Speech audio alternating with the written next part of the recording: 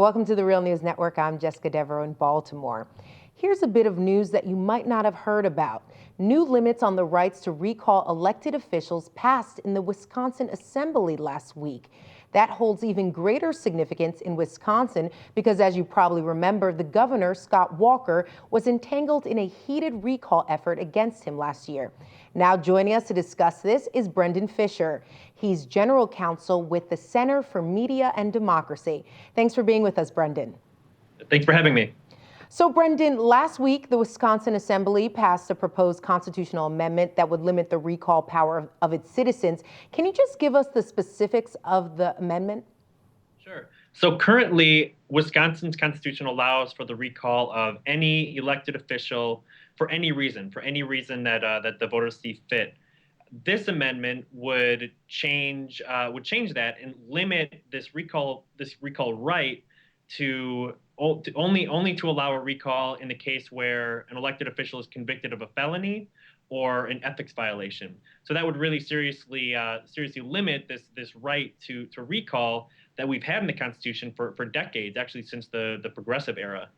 And we should mention that this amendment still has to go through the full legislature 2 sessions in a row and then be approved in a statewide vote. So the earliest that we could actually see this would be 2015.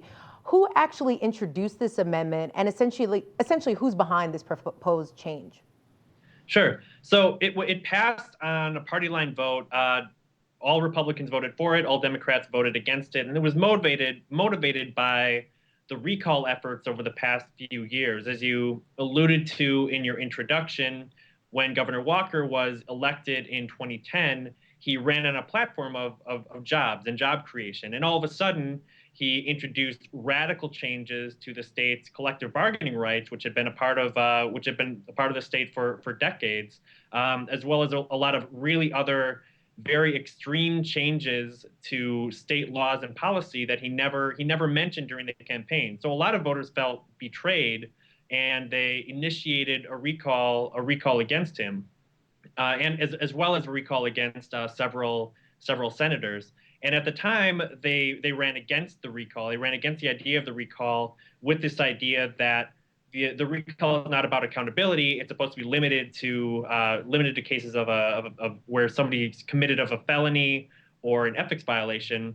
And now they're trying to change that. They're basically trying to take the power away from voters that they exercised over the past few years.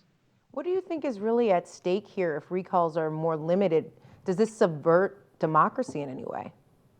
Yeah. I mean, the whole point of the recall authority is accountability.